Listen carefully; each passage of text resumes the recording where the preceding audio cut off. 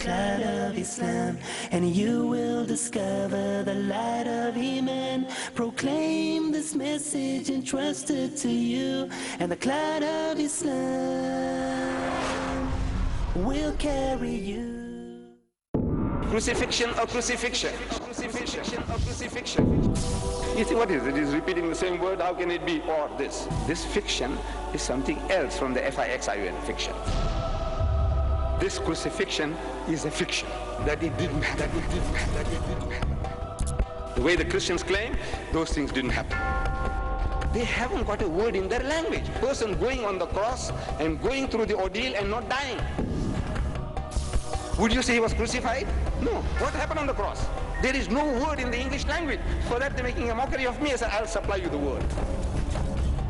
I said, what it is not crucifixion in inverted commas. It is crucifixion. These are fictions taking place. These are fairy tales.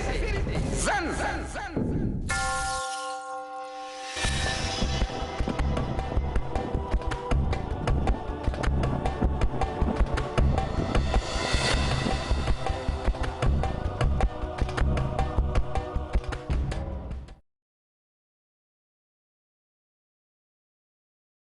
He says, when he has set me flesh and Vienna, so as jealous seen that I kept me.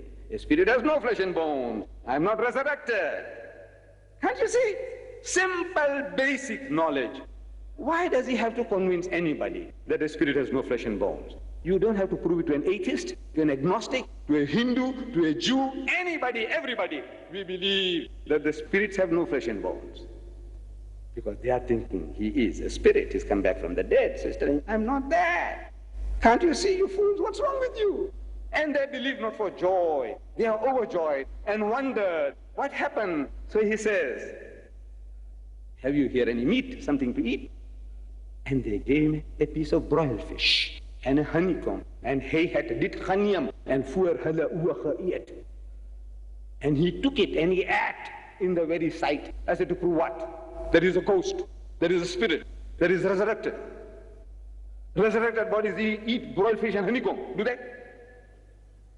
He's proving to you, I'm the same fellow man. What's wrong with you fools? Look, Mary Magdalene says he was alive. You know, the other disciples, they said, look, he's alive.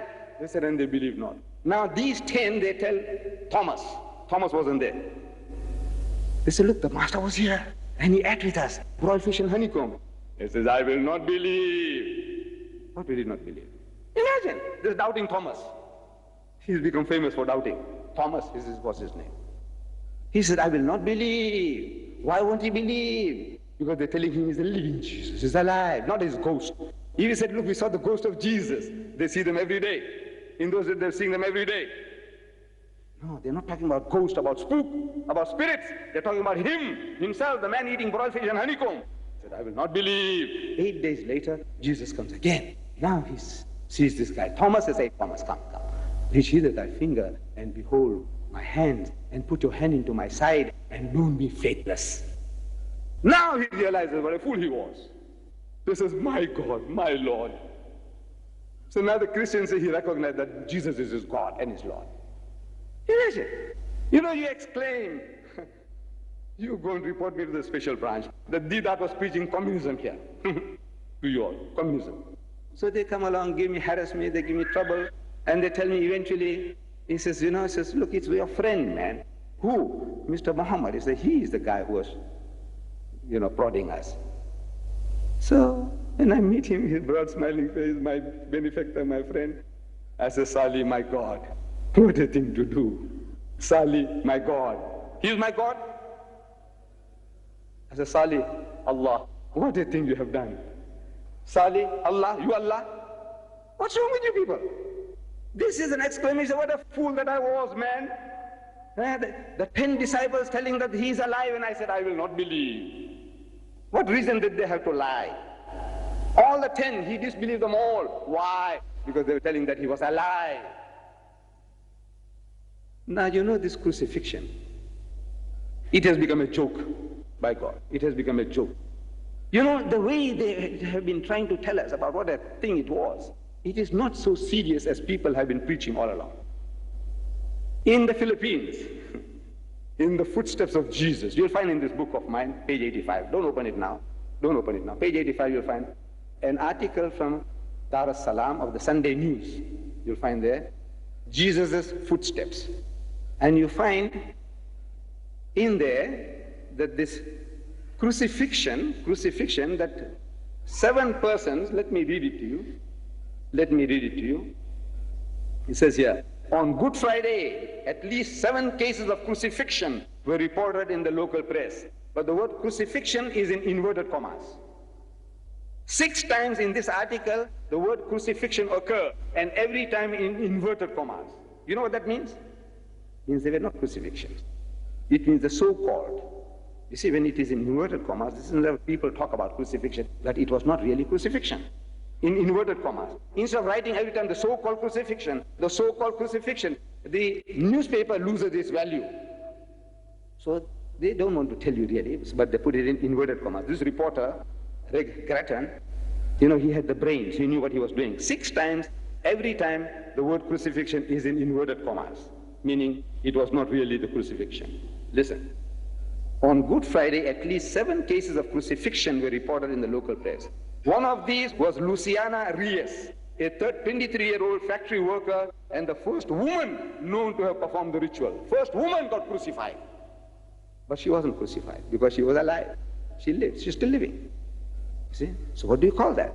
These Christians, this attorney from Benoni, a born-again Christian, and this guy Josh McDowell, they wrote a book. And in that they are asking me the question. They haven't got a word in their language for a person going on the cross and going through the ordeal and not dying. Would you say he was crucified when 20 years later somebody shot him, or 20 years later he was hanged, or 5 years later a motor car knocked him down? What was his end? Crucified? No. What happened on the cross?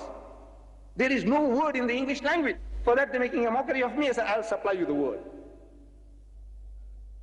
These educated fools, I tell you, fools. They haven't got a word in their own language to tell us what happened. A man is taken to the gallows. The noose is put around his neck. The rope is pulled. But before the man expires, they cut the rope. Was the man hanged? What? One word. Give me one word in your language. There isn't. You haven't got a word in your language to describe that. Is that my fault? I said, what it is not crucifixion in inverted commas. It is crucifixion. These are fictions taking place. These are fairy tales. Zan. So, a woman is doing that. She did it. First woman to do that.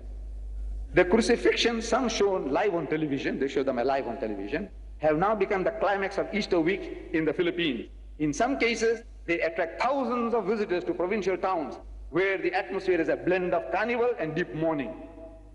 Suggestion for our Christian brethren here. What about enacting something here in Ceres or somewhere around here in Bontiver? Look, you'll get thousands of people coming along to see the fun. They're doing it in the Philippines. They're getting themselves hung on the cross. Nailed. And they're not dying. It's because they're doing it for kicks. Kicks for enjoyment, for pleasure.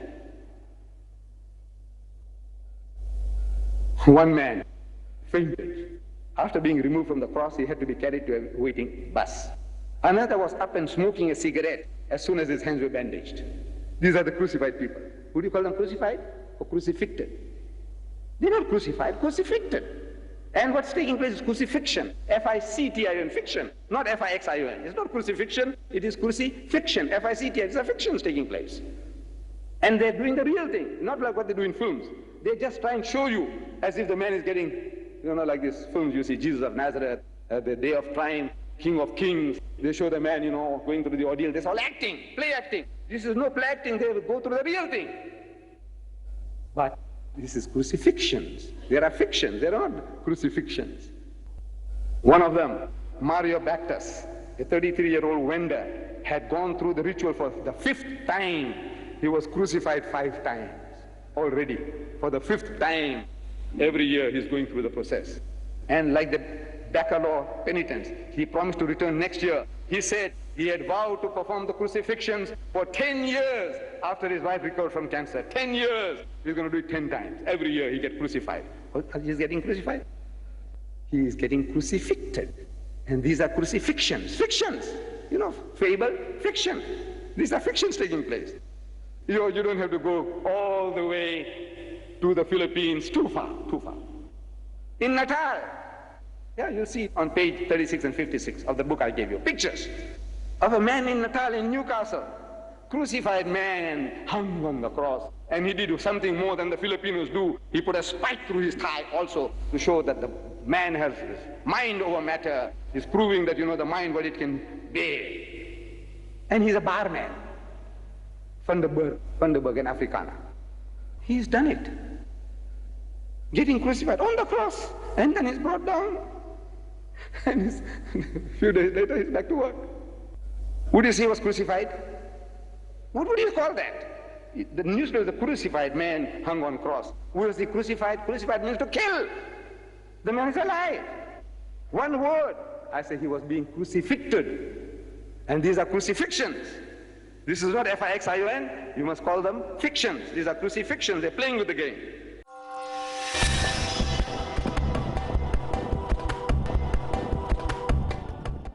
And now the Christians, they give you a choice. Ooh, they give you a choice. This born again, that spirit is coming into them.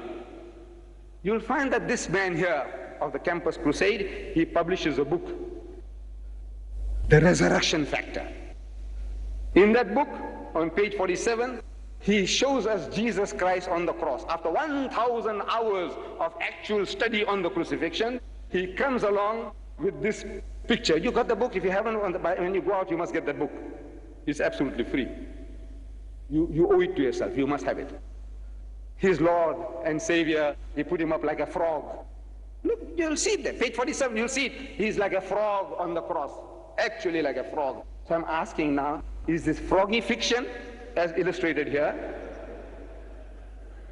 Like a frog, I didn't do it. This is the Campus Crusade publication, page 47. Like a frog, you'll see it there on page 47. If you have the book, open it and see it.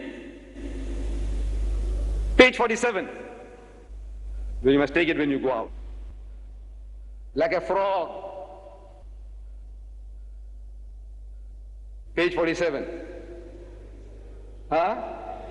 Oh, 87, I'm sorry. This is 47 of his book. His book. In his book, page 47. I'm sorry, yes. Right.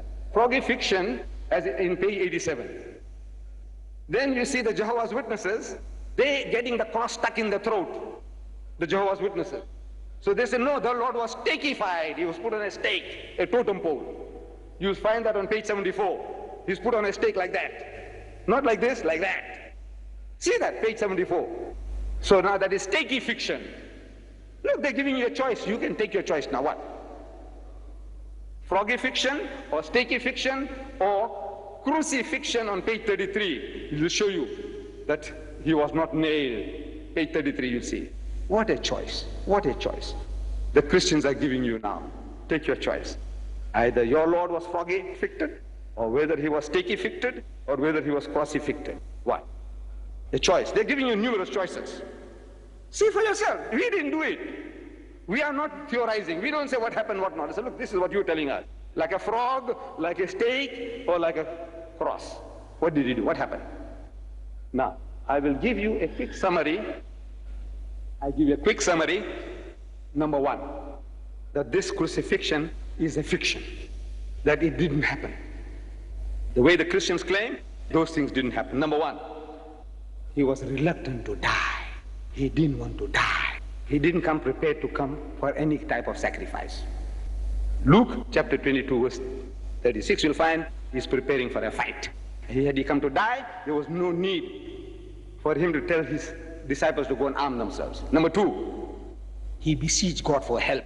Matthew chapter 26 verse 39. Number three, God heard his prayers. Hebrews chapter 5 verse 7. Number four, an angel of God came to strengthen him. Luke chapter 22 verse 43. Pilate finds Jesus not guilty. It's good reason to keep Jesus alive. John chapter 18 verse 38. Number six, Pilate's wife shown a dream in which she was told that no harm should come to this just man. In other words, that he should be saved alive. Matthew chapter 27 verse 19. Number seven, supposed to be on the cross for only 3 hours. According to the system in vogue, no man could die by crucifixion in so short a time. which means that even if he was fastened to the cross, he was alive. Number 8, the other two, his crossmates on the respective crosses were alive. So Jesus too, for the same period of time, must be alive. John chapter 19, verse 32. But when they came to Jesus and saw that he was dead already, saw what? That he was dead already. As is, you know, on page 37 and 38, I give you a list of 11 different persons in the newspapers who were certified dead and they were not dead. By doctors with stethoscopes, they were pronounced dead and they were not dead, they came back to life. And there is a society in England, I've given you the picture of the society of people who have come back from the dead. Were they all resurrected? No. But they were certified dead.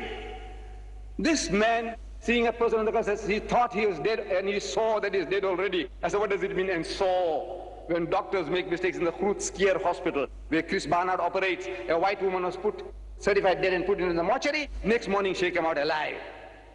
When you make mistakes by the day, certifying people dead when they're not dead, what this means that he was dead already. So I said, Jesus was John 19:33, that there was a mistake there in seeing. Number 9, Encyclopedia Biblica, under article cross, column 960 says that when the spear was thrust, Jesus was alive. We didn't write the Encyclopedia Biblica. Number 10, and when they launched him on the side with the spear, so forthwith they came out blood and water, which is a sign of life. Number 11, his legs not broken as a fulfillment of prophecy. I said legs can be of any use only if Jesus was alive. And this is the fulfillment of prophecy, says the Christian. He keepeth all his bones, not one of them is broken. Psalms chapter 34, verse 20. Number 12, there was a thunderstorm, earthquake, and darkening of the sun, all within 3 hours, to disperse the sadistic mob, to enable his secret disciples to help keep him alive. Number 13, the Jews doubted his death. They suspected that he had escaped death on the cross, that he was alive. And now the next day, they go to Pilate, the chief priests and Pharisees come together into Pilate saying, Sir, we remember so-and-so, and we don't want to make another mistake like we had made in the first, that the last error shall be worse than the first error. What was the first error they made? You know what? They allowed the body to come down without breaking his legs. Now they want to make doubly sure, but they missed the bus. The Jews missed the bus. You know, last night, there was in the Argus that they didn't miss the bus.